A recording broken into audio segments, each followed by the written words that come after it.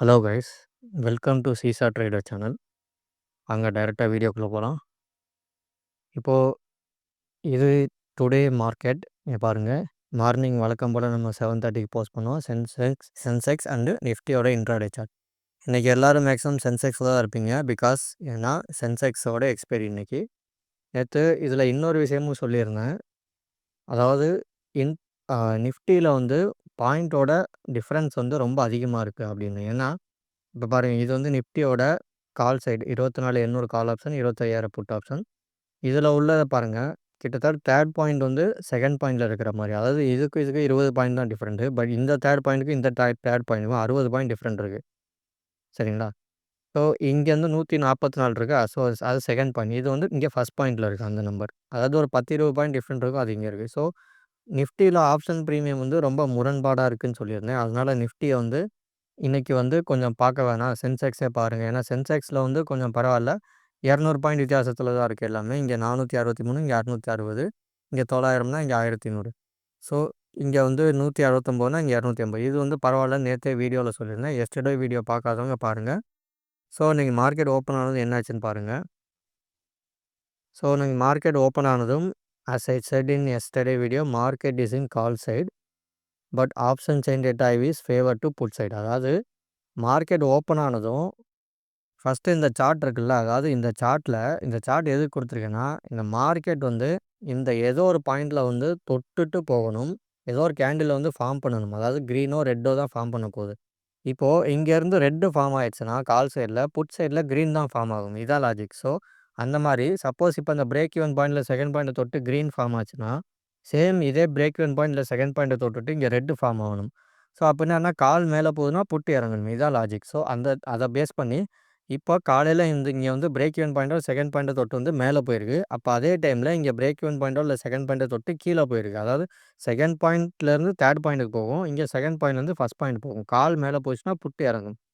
So அந்த மாதிரி இப்போ ஆப்ஷன் ப்ரீமியம் சார்ட்டில் கால் சைடில் மேலே போகுது. ஆனால் ஆப்ஷன் செயின் டேட்டான்னு ஒன்று இருக்குல்ல, ஆப்ஷன் செயின் டேட்டாவில் ஐவி வந்து புட் சைடு காமிக்குது. அதாவது மார்க்கெட் கால் சைடு போகுது, ஆனால் புட் சைடு போகும்னு அது இண்டிகேட் பண்ணுது. இதுக்கு என்ன அர்த்தம்னா, ஸோ இதை பேஸ் பண்ணி பார்க்கும்போது டுடே வந்து எக்ஸ்பைரி இல்லையா, ஸோ ரேஞ்ச் பவுண்ட் இல்லை சைட்வேஸ் இல்லைனா எந்த பக்கம் என்ட்ரி எடுத்தாலும் எஸ்எல் ஹிட் பண்ணுற மாதிரி கொடுப்பாங்க. அதாவது காலில் நமக்கு என்ட்ரி கிடச்சிருக்கும், திரும்ப வந்து எஸ்எல் வந்து ஹிட் ஆயிரும். அதாவது திரும்ப அந்த பாயிண்ட்டு கீழே க்ளோஸ் ஆயிரும். அந்த மாதிரி இருக்கும்னு நினச்சி சொல்லியிருந்தேன். ஏன்னா அந்த மாதிரி தான் காட்டுச்சு. அதுக்கப்புறம் பாருங்கள், ஒரு 9:30 மணிக்கு as per premium chart call side entry ticket kindly book your profit or small profit. அதாவது உங்களுக்கு ஆஸ் பர் சார்ட் என்ட்ரியில் வந்து உங்களுக்கு கால் சைடு கிடச்சிருச்சு. ஸோ கால் சைடு கிடச்சதும், ஆனால் பட் ஆப்ஷன் செயின் டேட்டா வந்து நமக்கு ஃபேவராக இல்லாதப்போ என்ட்ரி கொடுத்துட்டா ஓகே, எடுத்துகிட்டு டக்கு 100 பாயிண்ட்டுக்குள்ளே நீங்கள் புக் பண்ணணும். 100, 150 பாயிண்ட் வந்து புக் பண்ணணும். எப்பயுமே சொல்லியிருப்பேன். சென்செக்ஸ் வந்து 100 இல்லை 150, நிஃப்டி வந்து 20, 25 பாயிண்டில் வந்து புக் பண்ணிடணும்னு சொல்லியிருப்பேன். இந்த ஃபைனல் டார்கெட் வரைக்கும் வெயிட் பண்ணக்கூடாதுன்னு சொல்லியிருப்பேன். இதான் அதோட மீனிங்கு. ஸோ ஃபைனல் டார்கெட் வரைக்கும் வெயிட் பண்ணாமல் ஸ்மால் ப்ராஃபிட்டில் புக் பண்ணுங்க அப்படின்னு சொல்லியிருந்தேன். அதுக்கப்புறம் today market will turn in put side otherwise sideways அப்படின்னு சொல்லியிருந்தேன். இதை எதை பேஸ் பண்ணினா, ஆப்ஷன் செயின் டேட்டா அப்போ உள்ள 9:30 வரைக்கும் உள்ள தகவலை பேஸ் பண்ணி நான் சொல்லியிருந்தேன். அதுக்கப்புறம் பாருங்கள், அதான் சொல்லியிருந்தேன். அதுக்கப்புறம் 11:30க்கு அதுக்கப்புறம் நம்ம ப்ரீமியம் குரூப்லேயே நம்ம ஆளுங்க சொல்லியிருந்தாங்க. இந்த மாதிரி அதுக்கப்புறம் நானே வந்து என்ன பண்ணியிருந்தேன்னா, செக் பண்ணும்போது நிஃப்டி அண்ட் சென்செக்ஸ் வந்து ரெண்டுமே வெவ்வேறு திசையில் காட்டுது. அதாவது ஸ்டார்டிங்கில் வந்து புட் சைடில் காட்டுச்சு ரெண்டுமே. அதுக்கப்புறம் என்னாச்சு, சென்செக்ஸ் ஐவி புட்டில் தான் இருக்குது, ஆனால் நிஃப்டி வந்து கால் சைடு திரும்பிடுச்சு. ஸோ ரெண்டுமே வெவ்வேறு திசையில் இருக்கனால பெட்டர் டு அவாய்ட் அப்படின்னு சொல்லியிருந்தேன். அதுக்கப்புறம் பாருங்கள், ஒரு 12:30 இது வந்து 11:30க்கு சொல்லியிருந்தேன். அதுக்கப்புறம் சொன்ன வேகத்திலேயே நிஃப்டி கால் சைடு திரும்பினதும் மார்க்கெட் வந்து அப்படியே மொத்தமாக கால் சைடு திரும்பிடுச்சு. இங்கே பாருங்கள், இங்கே புட்ஸ்ன்னு காட்டுதா, ஸோ புட்டோட ஐவி வந்து இங்கே அட் த மணியில் இங்கே 10. ஓகேங்களா? இப்போ இது பாருங்கள், ஷோயிங் கால்ஸ், அதாவது கால் சைடு நிஃப்டியோட ஐவி வந்து 12. ஸோ 12 தானே பெருசாக இருக்குது. ஸோ ஐவி வந்து கால் சைடு திரும்பிடுச்சு. இப்போது இந்த சென்செக்ஸை பாருங்கள், சென்செக்ஸும் 12:30 மணிக்கு, இது புட்டு. ஓகேங்களா? புட்டில் வந்து 10.3, கால் சைடில் பாருங்கள் 13. ஓகேங்களா? ஸோ எந்த பக்கம் அதிகமாக இருக்குது, கால் சைடில் தான் அதிகமாக இருக்குது. ஸோ மார்க்கெட் வந்து ரெண்டுமே 11:30 மணிக்கு அப்புறம் கால் சைடு திரும்பிச்சு. பட் நான் பார்க்கல. ஆனால் 12:30 மணிக்கு ரெண்டுமே வந்து கால் சைடில் தான் இருக்குது. அதனால் என்ன ஆச்சுன்னா, இங்கே பாருங்கள், இங்க டைமோட நான் போட்டுருவேன். மார்க்கெட் வந்து ஃபர்ஸ்ட்டு ஓப்பன் ஆகி ரிவர்ஸ் ஆச்சு. ஏன்னா புட் சைட்ல நமக்கு ஐவி இருந்ததால புட் சைடு போச்சு.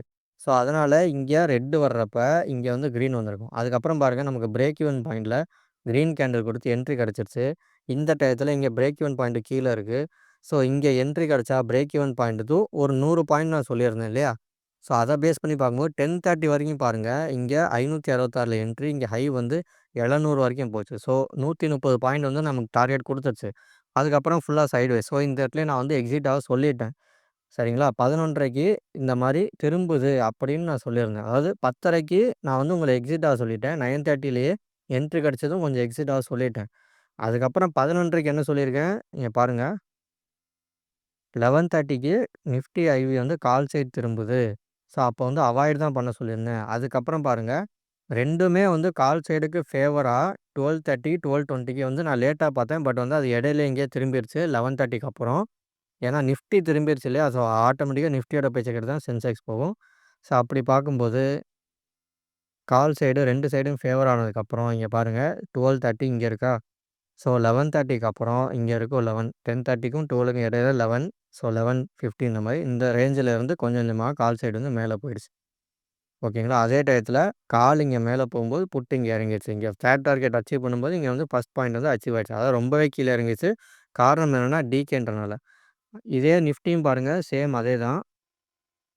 நிஃப்டி 11:30க்கு அப்புறம் தான் நிஃப்டி கால் சைடு காட்டுனதுக்கு அப்புறம் தான் இங்க இருக்கு பாருங்க. 10:30 டூ 11 12னா இதுக்கு இடையில 11 ஸோ, 11:30 இதுக்கப்புறம் தான் நமக்கு ஃபுல் ராலி கிடைச்சிருக்கு. ஏன்னா நிஃப்டி வந்து கால் சைடு திரும்பிருச்சு இல்லையா? அப்ப தான் நான் வந்து 11:30க்கு போஸ்ட் பண்ணியிருந்தேன்.